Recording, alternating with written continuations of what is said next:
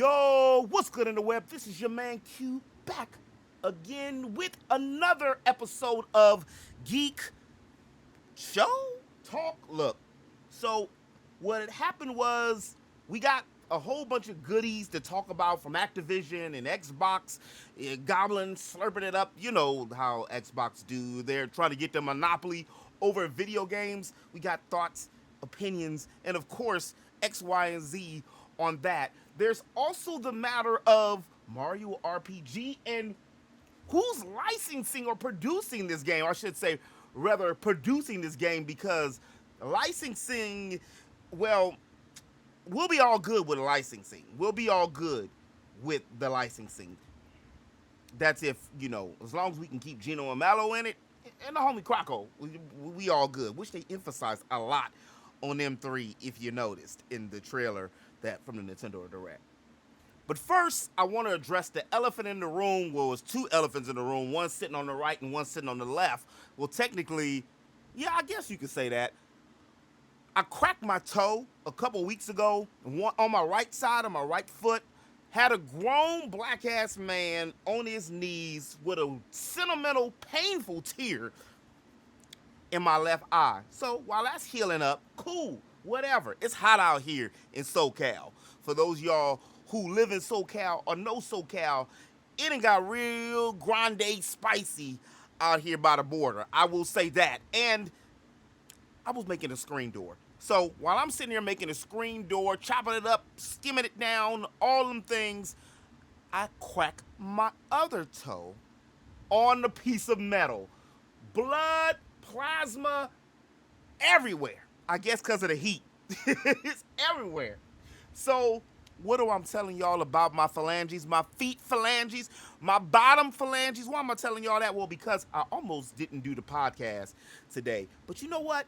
The show must go on. As y'all know from not only myself, but even a lot of the content creators and people that I love to follow, consistency is key, baby. You gotta keep on that grind. And thus far, we've been good out here with the Geek Talk migrating into the Geek Show. Next week, I will have a new layout and a whole new set of everything. I don't know why I did that like that. I said, whole new set of everything. And also, please forgive me if you sound like it's slightly muffled. I got the microphone close to me, but I'm in front of the fans. I just want y'all to know I'm human. I get hot, I get cold, and damn it, I get hungry and sleepy sometimes. It bothers me that I get hungry and sleepy sometimes. It's like we're always dictated by these different desires the moment we wake up pulling us. Either it's a sexual desire, a hunger desire, a sleeping desire, the desire to sit and not go to work and play games. Can't do that. But those are desires too. But before I go too far down the wormhole, the first word on the web topic that we have to talk about today is BLEACH getting a new action game. And many of y'all know that BLEACH just dropped a few months ago. I almost want to say it's been 6 months ago. The Quincy arc mixed with, Uyu. He out here now. Is he good? Is he bad? I'm not going to spoil too much. Don't spoil it for me, because I haven't really gotten too far into BLEACH, the 1,000-Year War, because I watched 2-3 episodes, and right off the bat, shit gets real. You know it get real when you got to do the ghetto clap. It got real. Deaths, murders, blood everywhere, like when I sliced my damn toe nearly in half in the heat. But the him out here looking real saucy. That's one of my ladies. Forever, my lady. It's like a dream. Chest to chesses. Why, fool. Oh, I'm sorry. I said that out loud, didn't I? I'm scared not only about the BLEACH game, but I won't even probably get the game, unfortunately, because BLEACH games did look good, but I don't trust Tight Kaibo yet. I gotta see. I know the season 2 of BLEACH, the anime, is dropping right now. And again, this was what us as BLEACH fans wanted to see a long time ago, was Ichigo's mom's lineage Quincy-ish, why they wanted to take her out of the game and why they took her out of the game, and by one of the, the best at the time, when that was only like episode 7 of the original Bleach season 1, of that weird Oscar the Grouch, damn hollow that had Ichigo peeing on himself. It was always a whole bunch of holes and things missing. And the issue with, I was just debating with a homie not too long ago about this. The issue with BLEACH, because he was talking about, I was telling him I watched One Piece, and he was talking about how he couldn't watch One Piece. And I'm like, and he was bringing up Naruto. I'm like, bro, no. You can't bring up Naruto or BLEACH. And I watched all. And Naruto has so many fillers, and BLEACH had so many fillers as well, but the difference was the fillers, they would take place in different time zones and different periods and different, all of a sudden we in the knee-deep meat of the Arankar, we in Waco Mundos, we trying to get and beat this dude, Aizen, who took my big-breasted baby, Odahime, out here doing God knows what, got this girl doing her OnlyFans against her permission, and we out here watching that, and all of a sudden, we go back 100 years before Ichigo Daddy was born. That's the shit a lot of us as Bleach fans didn't like. Okay, we can deal with some fillers. In One Piece, there's arcs that are full fillers. Like, I love me some Brook. Brook's my G. But that whole arc of his, the Impel Down arc also, that, those weren't the ones. So I said all that to say that Bleach had excellent games, as well as excellent moments in times in the anime. But I want to see, before I even talk about the game too much, I want to see what Bleach the anime does, because that's the backbone of, well, where it's going to be the game. Now, a lot of the games have been doing good, like the Demon Slayer's game. Of course, Naruto's games always have done good, but the anime has still been consistent over time. So with Bleach being Bleach when it comes to the anime, Thousand Year, I won't keep on calling it Thousand Year Door, Thousand Year War, that's, from what I've seen so far, looks good. I might just gonna have to just knock it all out in a weekend or something. The game is called Bleach Soul Resonance, and it's going to be produced by the same folks that did Marvel Snap, i.e. the Numverse. I always call it the Newverse. I guess it's just depending, like Midgar or Midgar. I used to say Midgar, and it ended up being Midgar, so, y'all do what you want to do. Of course, the game's going to star our favorite orange-haired hero. Well, maybe, because Naruto's kind of blonde, right? Yellow. Our favorite orange-haired hero in Ichigo Kurosaki, and it's said to be an action-based RPG, which, on my previous, stuff, I might have to check it out, because it do got a lot of good RPG elements into Bleach.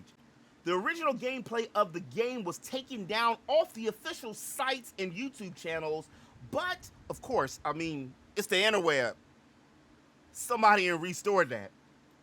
So you can, do a little Bleach Soul Renaissance search in YouTube or Google, and it'll pop up. I'll put a link in the description below as well, so if you do, want to do all that yourself, you can check it out through here. The game is said to not only be a 3D action-based RPG, but it immerses players in thrilling sword fight battles, which is why I liked it, Bleach, more than Naruto, because samurais I like more than ninjas. Like, ninjas is a sneakier samurai who didn't make the cut. I ain't no shade on my ninjas. I'm just, calling a spade a spade. The game also features smooth swordplay and diverse battle strategies with and amongst Ichigo's group, friends, and enemies. The game should drop sometime in 2024, and once they said that RPG in it, and action-based, I might have to, maybe Gamefly it. Nah, Gamefly. Hopefully they have a demo. Maybe they have a demo.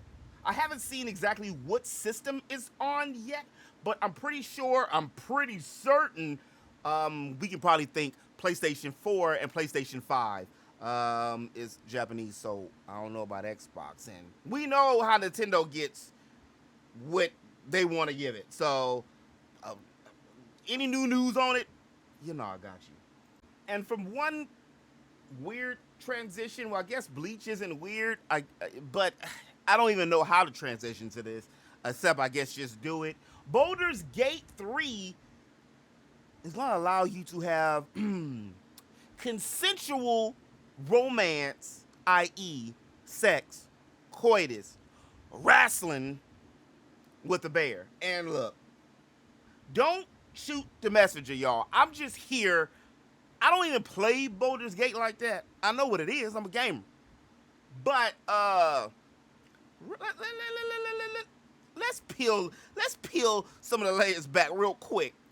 How is it consensual with an animal? I don't, YouTube, don't do me. Don't YouTube. Don't look. I'm not gonna go too far, YouTube. I'm just asking a question. That's all. But how you? Okay. The news surfaced per IGN a few days or so ago, almost about a week ago, if that, when someone on Twitch had their player, sharing a tender moment with a bear. The bear in question is a druid, Housen. Oh, he got sin in his name already. He out here doing it. Taking a wild-shaped bear form after the two agree to wrestle. So,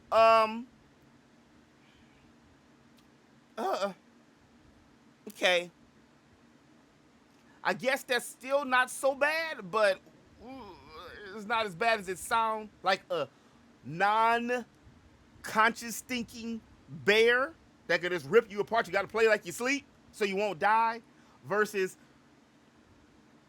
a humanoid metamorphosizing into a bear. That's still weird as shit to me, honestly. I mean, I know we got to be edgy. That was also kind of like with the remember Cyberpunk 2077 had the whole you can increase your junk size, and I ain't hear nobody really out here talking about how they was increasing junk sizes. It was probably just the main thing everybody increases when they're making custom characters. I ain't got to go into detail. You know what I'm talking about. Y'all know what I'm talking about. You ain't played Soul Calibur, Ivy? Yeah. According to the people who watched the stream, everybody thought it was funny, and there was even a squirrel watching. I don't know how funny it is to be ravished by a bear, and I don't think I'm ever going to be interested into that. But now, this is a day and age of shock factor, so maybe they think that this is going to give them some more eyes on it, and it did, because honestly, I wasn't talking nothing Baldur's Gate since, the PlayStation 2, but here we are. And from one animal to another, EA has decided to bring back one of our favorite superheroes from the MCU, and that is Black Panther. Yeah, I repeat, EA Games. Get in the game. Well, ain't had a track record for nothing in a long time, except probably FIFA. That's the only thing it feels like in the last few years that EA hasn't trashed up is FIFA. And then I'm not really huge into the FIFA circuit, so I can't really tell y'all if FIFA is the one like it used to be, but I know that Madden is not the one like it used to be, and I don't play Madden like that, but I got a whole bunch of folks that I know that do play Madden like that, and from the everything, they say it's the same, but it's not the same. No. EA, I'm a little worried about this. I'm scared about it, even though the people who are going to be working on this new Black Panther game are the former devs from the Shadow of Mordor, which I haven't heard about the Shadow of Mordor in a long time. What was that, when the PlayStation 4 first dropped, and we're talking about a 6 coming up in a couple years? So that shows you how long time ago that was. I'm scared for this in a couple reasons. For one, is Black Panther. And Black Panther is one of my favorite MCU characters. And yes, is it because he's black? Yes. We ain't got too many characters out here like that. For brothers and sisters, we don't have too many. That's also why I get heat about that a little bit still with that series I have here on the channel, Who's That Black Person? But I literally have to go and dig for black characters within media. Don't mention it's hard enough in Western, but even in Eastern, for RPGs, there is no black male protagonist in an RPG. If y'all know one, please show me. I'll stream the game. I'll play the game. I'll put it in the archive series like I'm doing for Spoken, as well as the Children of the Zodiac with the homegirl Nami, which is a really great game, and it's still on Nintendo Switch. I think it's like still 70% off. It's a card-based strategy dice game, and that's Children of the Zodiac. That's really good. And also Forspoken had dropped in price recently. And I don't want to hear a lot of people who play Final Fantasy 16 but talk shit about Forspoken. Let's be real here. Both of them got the same type of format. Matter of fact, I've said it before, I'm going to say it again. It was like Forspoken was the trial run, and then when you get to Final Fantasy 16, I almost said 10. When you get to Final Fantasy 16 is when you get a chance to see the finished product. I mean, you're basically in charge of one character on both games, and the whole gaining abilities thing, well, that's the same thing. But back to Black Panther, and I'm scared. Even though Black Panther is one of my favorite characters in the MCU, not just in the MCU, but in Marvel or in comicdom, I really wasn't into Black Panther like that, honestly, until 2015, 2016, when the movie dropped. And the reason is because Ryan Coogler, well, for y'all who don't know, the director and producer, I don't know if he produced them, but I know he directed them, behind Fruitville Station, around the Creed movies, and Black Panthers, is a brother from Oakland.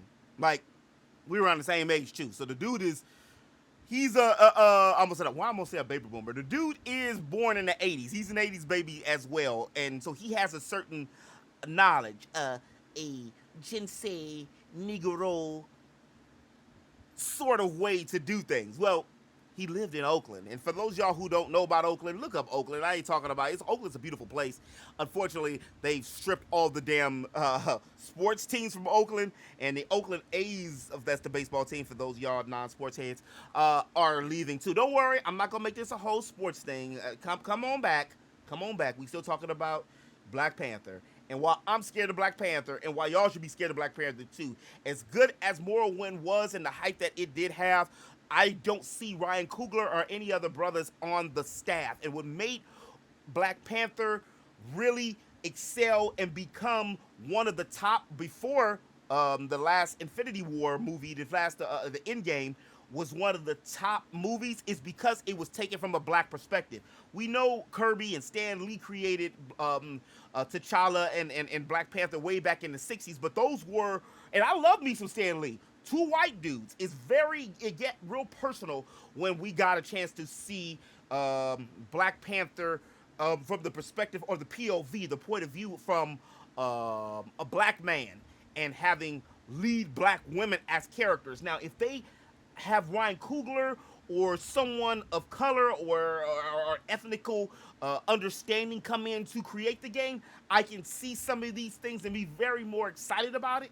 I said very more excited about it than, well, than I am now, because unfortunately, even with Black Panther, as great as he was, a lot of games and things and stuff they get, and when it's a black character involved, we get kind of shafted. Kind of like how they did my dude Finn in the Chinese promos or non-American promos, even though he was one of the main characters. Actually, he was the main character on the original Star Wars, the new one, Episode 7, and they put this dude so teeny tiny in the backdrop. Again, there is still hope. The game will be being produced by Cliffhanger Games, which is like, underneath EA, but EA's producing it, so I'm still skeptical. I'm still skeptical on it. Somebody from Cliffhanger Games wrote an article. I'm going to quote it here, and I'm going to put this also in the description if you want to check out the full thing of it. And it says that we're dedicated to delivering fans a definitive and authentic Black Panther experience, giving them more agency and control over the narrative that they have ever experienced in a story-driven video game. This is Kevin Stevens, who is a former Monolith Soft head of the studio, which that's what made me kind of change some of my tunes, because Monolith Soft is one of the premier role-playing game companies right now. So even if it had a transplant or somebody that left from there, they still should have some kind of wherewithal or knowledge about how to make great games. Now, Monolith Soft did something that a lot of games don't do, which I'm so excited for, is when they have black characters, they actually let those black characters be voiced by black characters. Shout out to my baby Monica, Gondor, and the homie T, i.e. Tyon.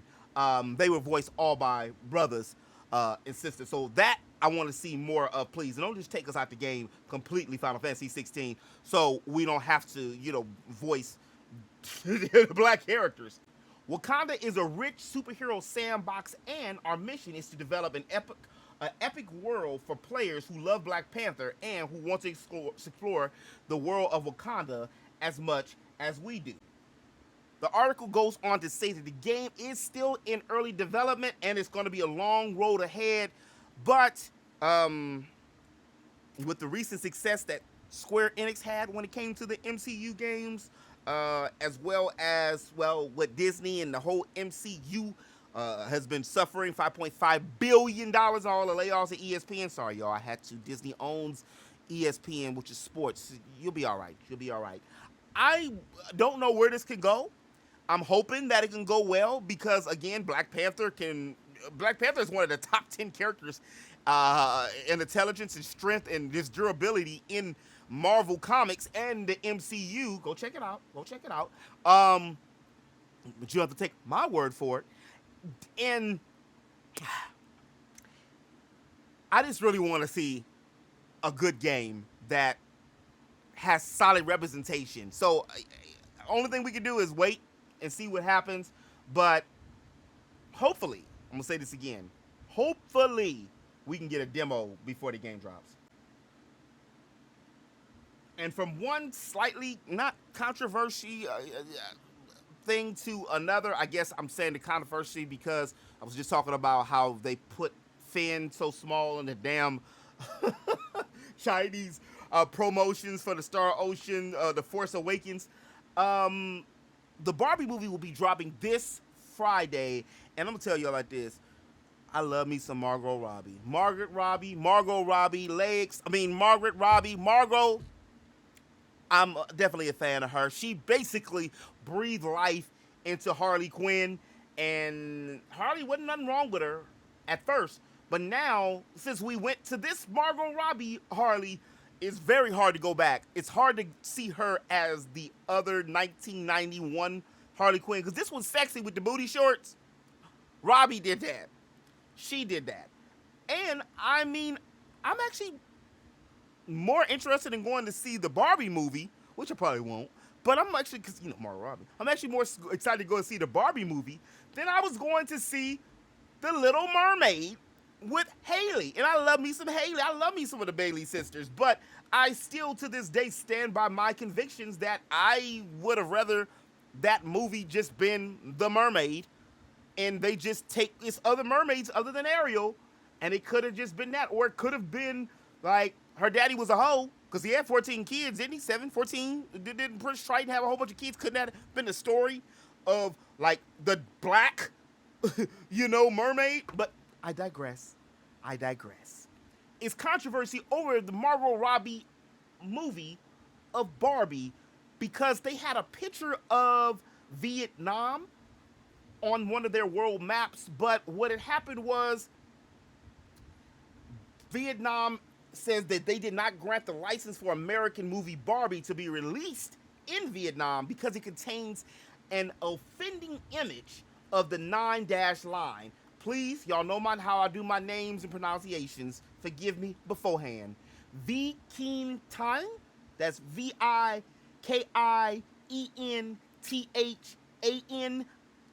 I think that H is going to be silent. Head of the Ministry Department of Cinema told the state newspaper. So if you like me, you said, I'm not from Vietnam. Vietnam, beautiful women, Vietnam. I had some homies that was from Vietnam, but I didn't know nothing about what the nine dash line was, and the 9 dash line had something to do with China.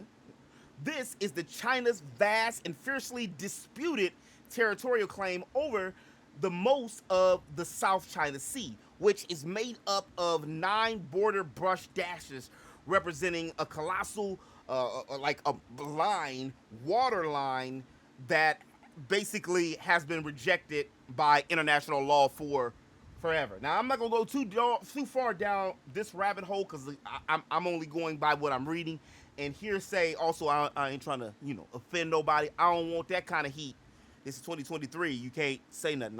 I identify as a black man, and people will be questioning. So are you actually really black, or are you is your skin just dark brown? Well, actually, my skin is just really dark brown. It's like that nice crispy, chocolatey cocoa to it. But we just say black, just like white people really aren't white. They like peach-ish, beige-ish. But again, I digress. From somebody that lives in SoCal in the LA area, actually, I am very familiar with the invisible lines like the one we got not too many miles away with the Mexico and Mexican border. So I do understand these lines, walls, and dashes a little bit. And just because we can do it here in the States don't mean we can do it everywhere else in the world. I don't know. I have a feeling that this Barbie movie is actually going to do really good. A lot better than this weak-ass Indiana Jones movie that nobody went to go see, or even worse, that Ezra. You can't just whip your yick out with no consequences, Playboy, and expect everybody to follow you. But look, that's another story. That's another story. And speaking of stories that have to do with actors and writing and X and Y and Z, well, many of y'all have already heard it's been months now, and the writers out here in Hollywood have been on strike. And one of the reasons that they've been on strike is because of the new advent in media and in social media, which is that AI. And I'm going to tell y'all, some of y'all, my friends, my colleagues, my contemporaries, my peers, whatever adjective, verb, synonym you want to use with it, I use AI. And not only do I use it, I don't use it to abuse it like I know a lot of people have, and I know a lot of people are still pissed off with, the secret wars, secret invasion with the homie Sam, Uncle Sam Jack, because they used AI to create that. One of my homeboys who's in the industry, when I posted it on IG, also y'all can follow me on IG, pretty much everywhere under the Geek Show. Just wanted to throw that out there as a side note. He hit me up when I shared a story talking about the AI being used, about how the industry is so pissed at how they're going to get them and run them out of there. Well, one of the things that the writers were, boycotting for is to get more money. And one of the things that was in the clause for the contrast against the writers getting more money is the use and ability of AI, where AI can take over some of these jobs in situations and parts that humans typically do. And now it's bled over also to the actors in the Actors Guild. So one of the things that I thought was very interesting, because I was saying, I use AI because I'm a one-man team, and shout out to all the folks who assist me in my one-band army from time to time. Much obliged, much appreciated. I will be needing y'all assistance probably sooner than later when these Geek Awards come through later this year. 2023 is the year. But one of the things that the AI is going to be doing is being able to get, let's say, if I was going to be a double, a stand-in, they can take me, my body, and my who I am, and just use that same me over and over and over again just from that one time. So, in layman's terms, excuse me, I'm all over the place, y'all. If I was to go and be a stand-in, I get paid, let's go say roughly $2,000. I'm just giving it, just throwing it out there. I get $2,000. Well, shit, they don't need me no more because they got my face, my likeness, and I signed on the dotted line now, so they can just keep on continuously to AI and use my likeness for all their future projects and endeavors. So one of the things that I hate about games, and I love me some RPGs and games, and one of my favorite games recently was Triangle Strategy, and I always laughed at the fact of how they try to manipulate the crowds in Triangle Strategy, where they trying to make like it was the sound had way more people than the 10 NPCs standing there. Well, in modern games and other games that use likenesses like this or movies, what they're able to do now is basically take my two. They already gave me 2,000. Say if you did it too, they got you. They got me. They can use these different likenesses of ourselves in all these different movies and just have a whole bunch of characters that they only had to pay the minimum with. That's also why people were mad with the whole secret invasion situation, is because now big studios are using AI, which the AI does take portions from other artists or actual artists. But I always feel it in this way. In me personally, I'm telling you how I use it. And I'm not talking about for these big budget industry things, but I also understand that it is a business as well. But it's one of these situations where I have a background in graphic design and Photoshop and animation and game development and software. So if you take something and you use it as a base and then you add upon that, then you can make something new. Basically what I'm saying is like the whole ChatGTP thing, where a lot of teachers, a lot of people are very upset or how the use and the advent of ChatGTP has come into forefront. But it's just like what something I'm gonna talk about, but in the next sections here is just because you have it don't mean you know what to do with it. And what I mean by that is you still have to write if you do ChatGTP. Like I use ChatGTP for some of my scripts, but I still have to have the idea, the original concept, the original design in order for it to be good. And then you still have to go back and trim the fat and play around with these different elements and these different situations in order to make it better than what it is, or to really transform it and create it into being a new entity, or else basically it's just the same work that you did before or someone else did before, which is really just a bite. So what I'm saying is cut skin and do what you need to do to create a whole new thing. Well, at least that's what I'm doing. I'm blessed to be able to have, like I said, a background in those things. Not everybody has those things, but then again, not everybody is into the situation where they're creating content or they're using these things for their business. Most people who used a lot of these like Lenza and what's the other one? Not Newegg. Newegg is where I need to get my new PC. It's another one, new something, where you're able to hook up and do the art. It's because they're just doing this as a fad. It's like the filters. It's here, there, and it's gone within a few months. There is a few people, like some of my other artistic friends and stuff. I said artistic, not autistic. Even though I do have some autistic friends. But artistic friends and peers is we got to kind of make this shit work for our benefit, because even some of the big companies are using this too. And what I mean by that, if we don't use this AI, we're going to get left behind, traditional art or not. And Photoshop now has, it's in the beta, and I'm in love with it. It's the new content generative feel. And so, say for instance, if you have like somebody, a picture of yourself with half of the body gone, well, what you can do is you can cut it, or you can crop it. Press Control C, or just press C, and then allow it to drop. And then and then you right click, and then it's going to say, do you want to do add to fill, or content fill, or generative fill?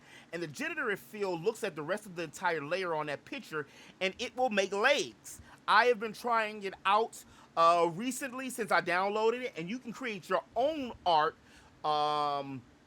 like your own Stable Fusion art if you want, or you can get another picture or a real picture and add, crop, cut, and merge and make things work. It's a brave new world we living in, y'all. So it's either you with it or you're not with it. Now, one thing I don't agree with all of these things is the fact that you can use my likeness but just paying me once. I don't like that.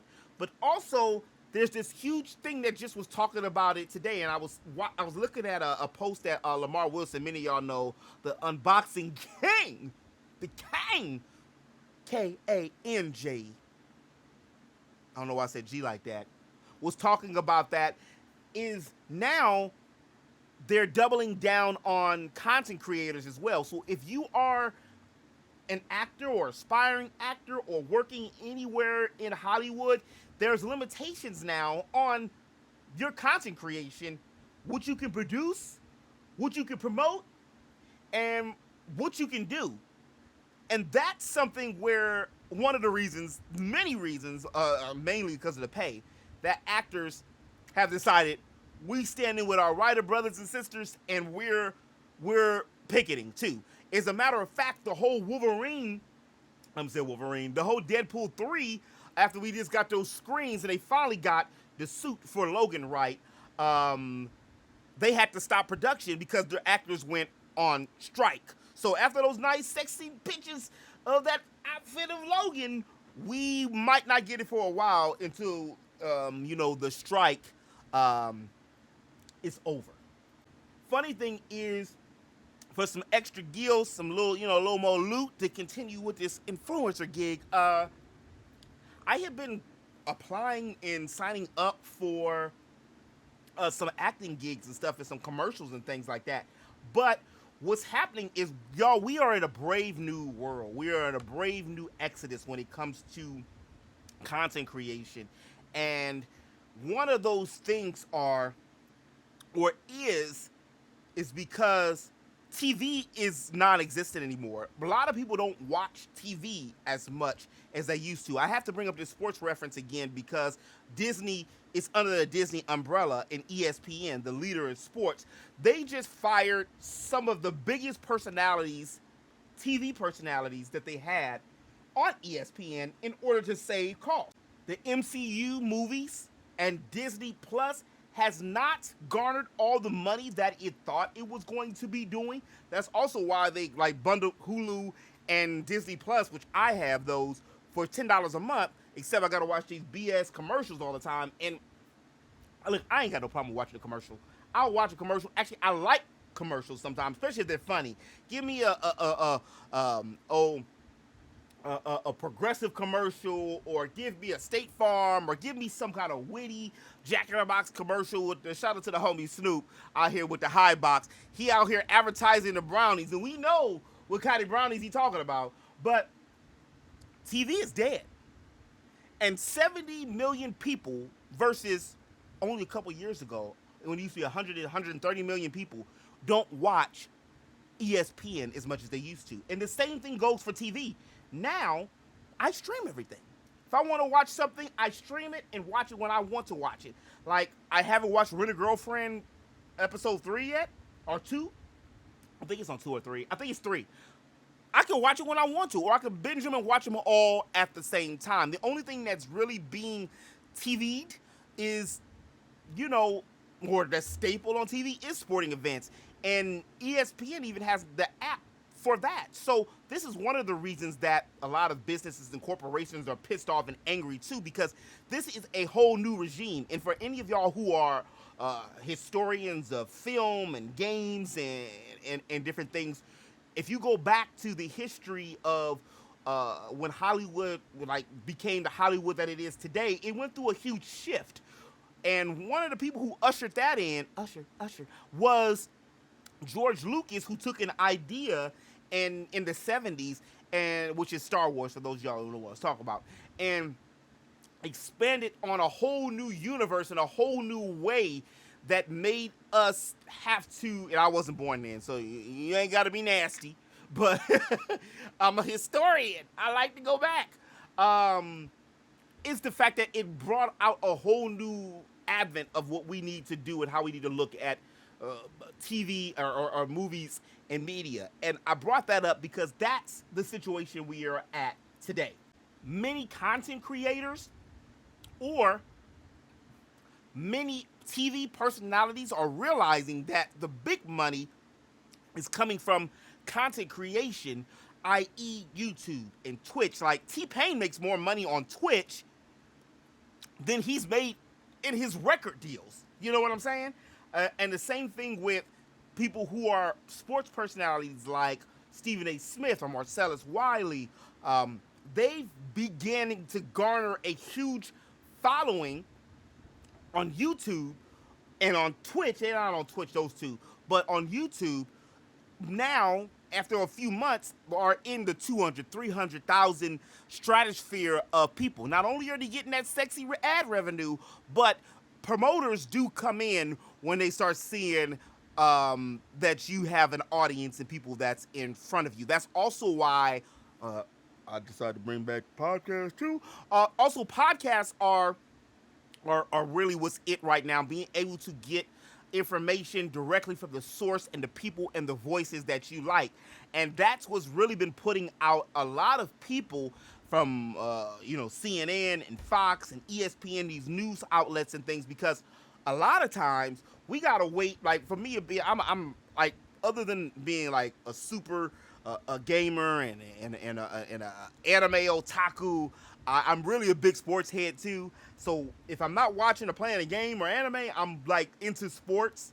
And one of the things is when it comes to sports, if some kind of breaking news, i.e. Damian Lillard goes to the Knicks, or if he goes to Miami Heat, like we're expecting him to go to Miami Heat, well, we gotta wait till Monday to hear Joy Taylor and Acho on FX1 talk about it. Or we gotta wait till Monday for Stephen A. Smith or for them to come back off a break to talk about it.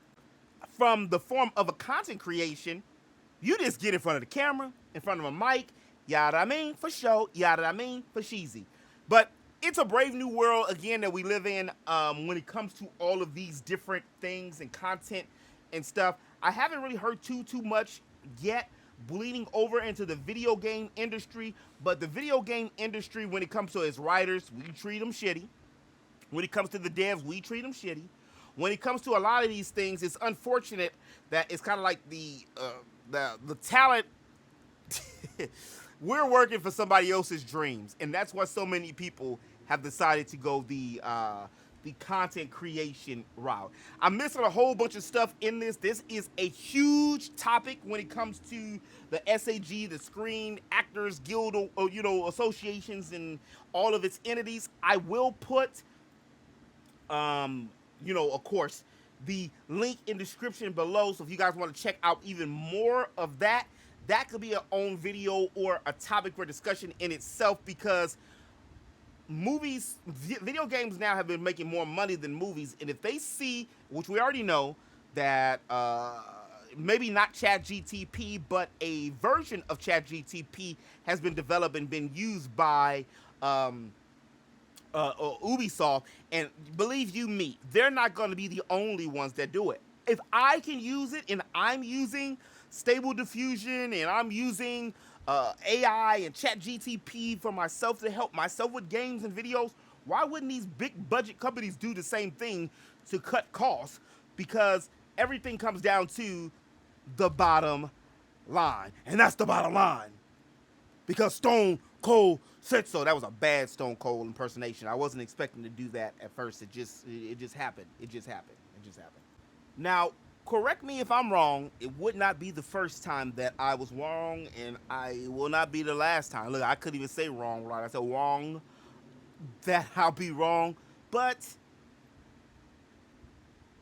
did we not see on the last Nintendo Direct who's going to be producing Mario RPG?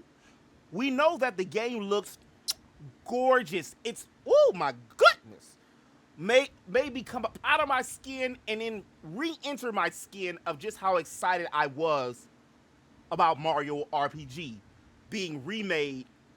But it's some questions that I want to know when it comes to Mario RPG.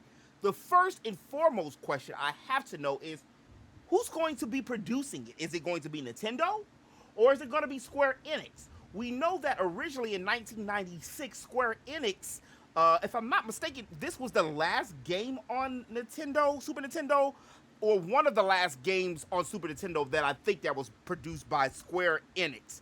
We do know that Square Enix, at the time, it was Squaresoft, wrote this game, and that was the reason why it had such heavy tones when it came to the story. My only gripe that I can really say when it came to the story-wise and character-wise when it came to Mario RPG was the fact that Mario didn't talk, and I was just kind of still freshly off of Mario and the Super Show, where Mario actually had a personality, and I don't know if they didn't want him to seem Italian on the game, or how would he talk? I don't know.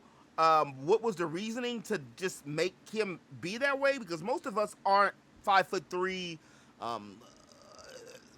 Italian plumbers in their late 40s going on 50s with a pot belly. I mean, if you are, cool. Look, no shade. My grandfather did plumbing for a long many years. So there is, nothing wrong with blue collar, blue chip work. Now, when you flinging in on them shrooms like Mario, then that's a whole different story, though. But the main thing I wanted to know was, is it going to be by Nintendo, or is it going to be by Square Enix? Now, if it's by Square Enix, then we still may never see Geno, Mallow, or Croco, who they seem like they really emphasized a lot. And when I mean a lot, I mean a lot. Croco is the purple alligator that you've seen that was in like the trailer that we've seen like 3 or 4 times. The dude is like Seymour Guado. That dude always shows up with a chomp in his bag and ready for them hands, tails, feet, and toes. Like, I shouldn't be talking about nothing about toes right now. They also emphasized a lot on Geno as well as Mallow, and then Peach. The one characters that we didn't see that much of was Bowser in the trailer as well as Mario in the trailer. So now if Nintendo is producing the game, then that means something happened between the sheets, or maybe not just between the sheets, but something happened with the agreement or licensing of the characters, namely Geno and Mallow and Croco and probably the Axum Rangers. And like the game had a lot of great characters in it, from the villains and Booster, even Smithy, who's the main enemy of the game. So if Nintendo somehow found a way to buy those characters from Square Enix, or they gave them to them, or have some kind of contingent a license, that means that those 2 spots or 2 to 3 spots that's left on Mario Kart World Tour, which I kind of grazed over because we got a lot of World Tour tracks, which aren't bad. I'm still waiting for Wario Stadium 64, but yeah, we could possibly see Geno, Mallow, and Croco in Mario Kart. Now, I'm not going to get too crazy because, honestly, to be truthful, that's probably not going to happen. That's not going to happen. I'm just wishful thinking, hopeful thinking, just like I was when it came to Geno being in Smash Brothers. Even though, and they teased us again because they put their full rendered body, but we got no head. I had to mod my OG Switch after it damn near died. Thanks a lot, Triangle Strategy. That's one of my favorite Switch games, and it damn near killed my Switch. Was sounding like a vacuum, and it was pushing out heat like a LA summer. So that's hot. That's hot. So I'm really hoping and praying to Rosalina that Nintendo can own this finally, so then we can have Gino, Mallow, and some other characters actually in the Mario universe. Maybe even kind of like how the whole Ubisoft, licensing is, where they keep on using the rabbits, which Gino and the Square Enix entities are a lot better than the Ubisoft ones. I don't want to offend nobody, but I'm just saying. The second thing I have to know is, are we going to have voice acting? Because I ain't see nobody talk. And Bowser got a lot of dialogue, as well as Peach got a lot of dialogue within this story. And Gino and Mallow talk a lot too. The game talks a lot. And I want to see if it has actual dialogue, because it should. One of the things that killed Chrono Cross, the Radical Dreamers edition for me, was the fact that, yeah, it had 40 characters. Yeah, you didn't, it was a lot to be said or talked with. But Live Alive had, or Live Alive, it had fully automated voice acting. And some people talk about how bad the voice acting was. I personally liked it. I personally will take shitty voice acting over no voice acting at all. I'm looking at you, Pokemans. And I said Pokemans. I'm looking at you. I still never forget when Sword and Shield dropped and I was streaming it. I'm sitting there checking my audio because it just felt like that opening scene should have been the opening scene where the dude was talking and ushering the Pokemon. That's kind of what threw me away from the whole freaking thing in the first place. Because I was like, do I really want to play Pokemon the same game that I played before? I actually passed on Scarlet and Violet, which I will probably get this year when it drops down. Because unfortunately, it's just the same game that, it had been. And I'm very excited to see a new group of people play Mario RPG and experience what I experienced. It's going to be stronger, faster, better looking. I've heard people saying that they've seen where you're not able to use the Geno World, which does the 9,999 hits when you time it right on the back. But I guess they were looking at the trailer a lot more than I was, or they missed something. I didn't see the fact, because they didn't show that we didn't even see no voices or hear any voices. So I don't know exactly if that's going to be in there or how the full mechanics of the game is going to be when it comes to that aspect. But the main things I want to know: who licensing it or producing it. Rather, I keep saying licensing it, but that's producing it. And are we going to have some voice acting? Also, I have a theory. A Mario theory. And that theory is, Gino talks about being sent to this this mission from like a goddess or an entity. I don't know if he directly said a goddess, but he said like something higher up, which I'm assuming like the goddess. I think he might have said a goddess. I think that could be Rosalina. Or a way to fit this into the Nintendo lore is when the Star Road Smithy, which is the main enemy of on Mario RPG, drops down Exum, the giant sword that wrecks Bowser's castle. He came from space, and that's one of the reasons I love space, y'all. Space is endless, and anything can happen in space. And Gino, who's a Star Warrior, his name is... You can't spell it. That's his name. You gotta do it just like that, especially with the end part. That dude came down to be the defender, or grab Mario and then start a group to defend and restore the Star Road, which gave wishes to basically everybody. So he got his orders from somebody, and my theory upon theories is the fact that that's what he would do. I actually had like my own little fan game. It was just called Geno RPG. And what that game was basically that.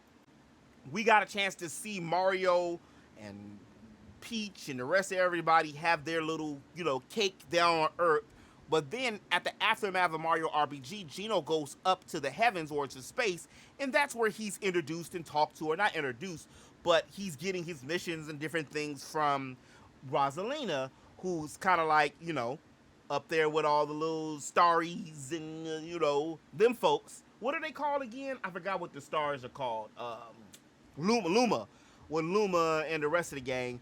And she has certain warriors and sends down different things. And that story was going to take place where it was going to be like called Mario RPG The Clone Capers.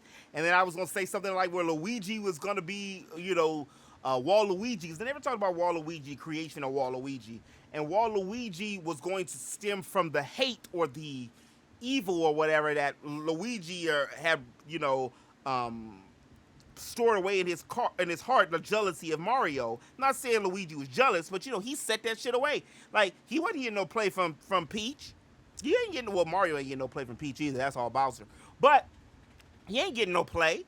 So I was going to have it in the aspect where that bothered him, but he pushed it to the side, and that's one of those things that created Waluigi. And Waluigi was going to be going around capturing certain people like Mario and stuff, and then starting, like, making an evil Mario and different things. And you, as Gino, Wario, Daisy, and some other characters were going to go around and, like, uncover the real truth, and that Mario and the rest of them weren't as bad as... That was my own little theory. Me talking about it right there. Nintendo, don't come after me. Please, leave me alone. I don't want no trouble. I like y'all games. I know I said that I modded a Switch, but that was a long time ago, right? It was a long time ago, right? But I'm excited about this game.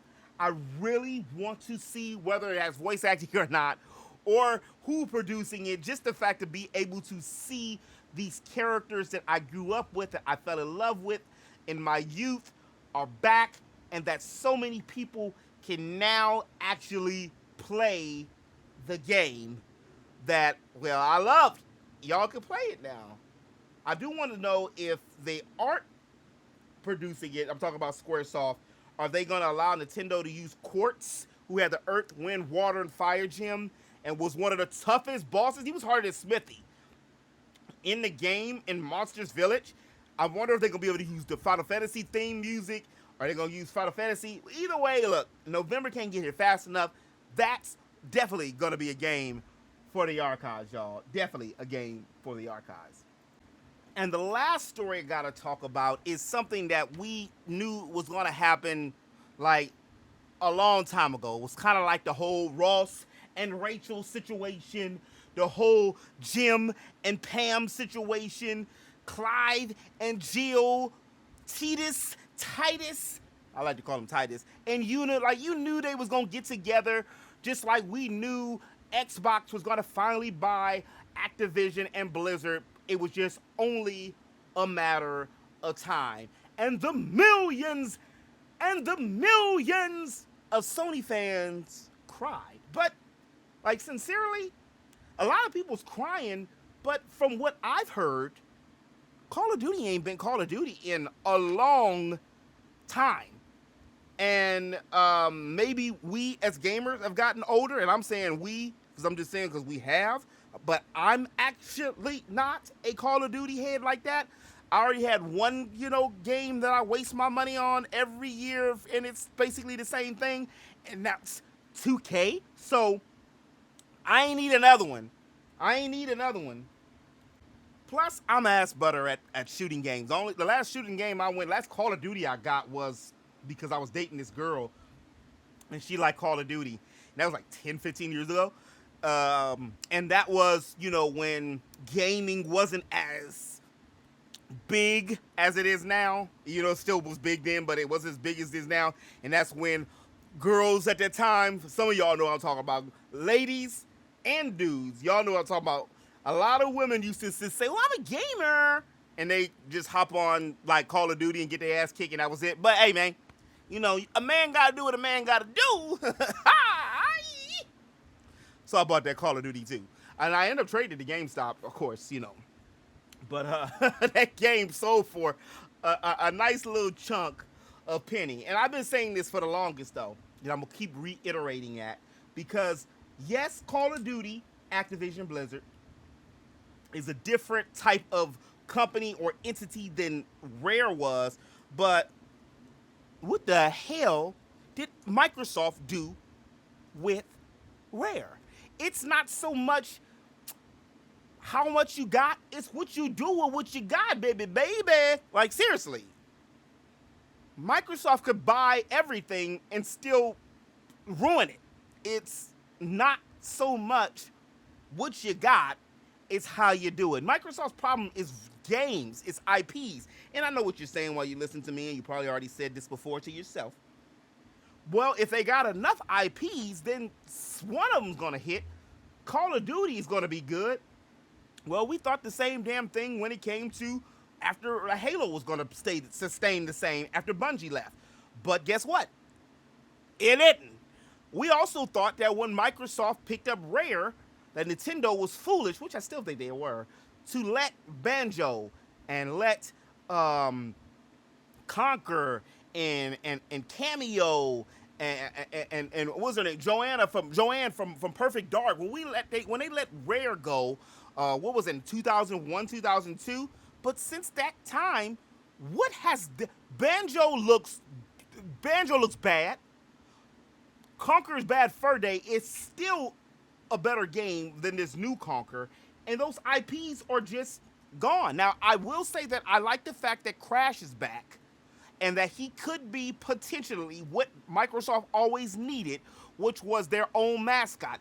Yeah, Master Chief was their mascot, but it's kind of like they never really advertised him as the mascot. Don't get me wrong. Look, I was there at the launches, so you ain't gotta get ugly and start at me. Ain't nothing worse than somebody who was just born in 2001 talking shit. And I'm like, you're just a baby boy. You're not the real McCoy. Boy, I've been gaming on these streets. When your mama's mama was in school. No, but for real, it's one of these situations where just because you got it don't mean you can do anything with it. And now they got Spyro, now they got Blizzard and all this drama. I mean, now they got Blizzard and they got all of what you call it under Blizzard as well, Overwatch. So they got a lot of IPs, and I don't believe them. I have no belief in this system where they tell me one thing. 'Cause that's like a freaking employer. And they say, well, I'm not going to fire you. But then you look up and they fire you, and then you're expendable because we're living for their dream. And the same thing goes for, like, one of Drake's lyrics is they'll trade you in your sleep. And somebody will. Another sports reference, what my favorite Boston Celtics, I don't like the Celtics, I like the players, Marcus Smart, who I wanted my Lakers to draft way back in 2014, but shout out to the homie Randall, who we ended up getting with the 7th pick. Dude got traded in his sleep. He woke up a few weeks ago and was like, oh shit, well, I thought I was the heart and soul of the team. They said they wasn't going to trade me. They traded me in my sleep. The deal, of course, was over billions of dollars, and it feels like he had been going on for 2 years. Again, I don't believe Microsoft when it says that it's still going to make games for every other system. I believe that to a degree that Nintendo is not a threat. Nintendo has not been a threat to anybody in as far as power. Tim Allen on y'all. Nintendo hasn't been a threat since the GameCube. And even with the GameCube, because they decided to go with the smaller compact CDs or discs, it still wasn't considered a threat. I think people considered the Dreamcast at a particular time more of a threat than they did Nintendo, because Nintendo still didn't get a lot of the third parties that its rivals did in PlayStation and Xbox at the time. And again, that's like 20 years old. But that's why I don't see them tripping off of Nintendo. And I actually see them working with Nintendo. And it would be nice if Microsoft decided to, do some kind of infrastructure for Nintendo's online services, because we all know that Xbox's claim to fame is its UI, its online, and its interface, its HUD and stuff. As far as the Game Pass and becoming like a video game service, um, that's what Xbox shines at. Again, not the games. Nintendo shines at the games. Nintendo is gameplay. I'm sorry, y'all. You can come at me if you want to with the pitchforks. Nintendo is not a story-driven game console. It says it. Shigeru Miyamoto himself just said it recently. They don't care about the story. It's gameplay. And you know what? It's working for them. It's working for them. Yeah, Tears of the Kingdom got a little more story than Breath of the Wild, but I mean, does it really? Okay. Anytime I've seen anybody talk about Tears of the Kingdom, and this is no slight to Zelda, I love me some Zelda, so get off my back. When people were talking about Tears of the Kingdom, what was everybody talking about? It wasn't the tears. It wasn't the epic journey and characterization of Zelda or Link or even Ganondorf. They were talking about how Ganon looked, and they were talking about all the things that you could do on the game. Not the story, not the characters, except old thick-ass Apura. They were talking about the things you could do in the gameplay. And it's a great open world game. That's why I had to put it down for a minute, because open world games have the tendency to slurp my soul. Look up and I'm roaming around the same damn area. I was on a tutorial island for 10 hours. How? Because it's a Zelda. It's open world. Sony is a cinematic giant, maybe because of the whole fact that this was derived from like TV and movies and stuff like that with Sony Pictures and stuff like that. Even though they're different divisions. So the person who's going to be the scariest, of course, is going to be Sony, which I think is slightly hypocritical. Yeah, we get that Microsoft, it doesn't do well in Japan, but maybe if you made Final Fantasy 16 and took it off the Yada lock, where all the mainline Final Fantasies, even though 15 did drop simultaneously with PlayStation, I don't know why they did it with this one. Maybe Microsoft will be willing to share a little bit more, but I'm interested to see what happens. I really don't think it's gonna be the whole reinventing of the wheel. I actually like the fact that they picked it up and now we can move on with our lives. It's just going to force these companies to have to go and dig in their bags even more and create more IPs in more game situations for us to be able to enjoy games, but the kind that we like, you know. And again, I know I keep us going back to this same point and this hitting the same point. Just because Call of Duty is now going to be on Microsoft, and they, you know, they mouth ain't no prayer book. They could, once that deal is signed, do whatever the hell they want, unless that's like a contingency in that actual document that they can't. But if y'all remember, GTA and Final Fantasy with Square Enix and Rockstar, they had like a clause. It was like a 10-year clause, and then once that was up, then they could do whatever the hell they wanted to do with what they wanted to do it. And I kind of see that same thing going when it comes to Microsoft. What Microsoft needs to work on is we need to see, they said we might not see another Skyrim for what? Elder Scrolls 6 for another 2026, 2028, around that time. That's what they need to be working on. We've seen Fable. We need more Fable. We need that. We need games, Microsoft. Not IPs, but games. Yeah, you can own all the games you want, but if you don't have these IPs, if you don't have games people consistently and want to play, it doesn't matter how many titles you have, nobody's going to pick those titles up. Maybe that's their deal, or what they want to do, because they, you know, a lot of shit is going to go straight to Game Pass, which it's going to make me be like, do I need to go buy a physical game? Like, well, again, I'm not going to buy no Call of Duty, and I like the way the waifus look on Overwatch, but it's a shooter. But I want to see more Starfield.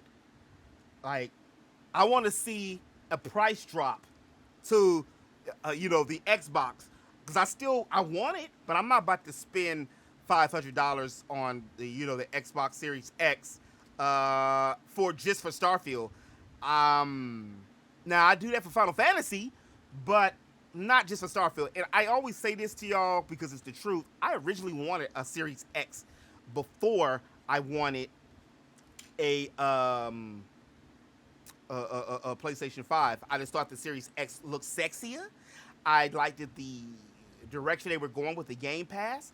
But when they had that state of play, or like I like to call that state of Square Enix, when they talked about Final Fantasy 16, they talked about Forspoken, when they talked about Diofield Chronicles, and when they were talking about Harvestella, they had Star Ocean 6. They had like 8 to 10 games lined up for the PlayStation 5. And I'm a JRPG enthusiast. How the hell could I just get Microsoft when they ain't got nothing that I want to play? And I say this all the time because I know it's still a lot. I can't believe it, but it's still a lot of Nintendo, Microsoft, PlayStation fanboys and girls and folks that will fight you, cuss you out, and block you or talk a whole bunch of shit, spam you because you have a different opinion. And you go where the games are at that you like or your folks like. You go where those games are at. And sometimes for that, that's why a lot of people just play for PC. Sometimes, that's why I bought Dragon Ball Breakers, because I felt like everybody had it on a different system. But if I get it on Steam, then it's only $20 on Steam. Then I can play it because everybody has Steam. Like, seriously, because most people got a computer. And Steam can eat up resources, but, I mean, sometimes it can. But you know what I'm saying. I really want to see Microsoft help Nintendo out. Sony, I don't really feel bad for Sony at all. Sony is been doing its thing for the longest, and it needed some kind of competition. Nintendo's doing its own thing, and they still, in my opinion, don't feel like they compete with Nintendo. And I think that's why Microsoft is willing to assist and help Nintendo. But what do y'all think?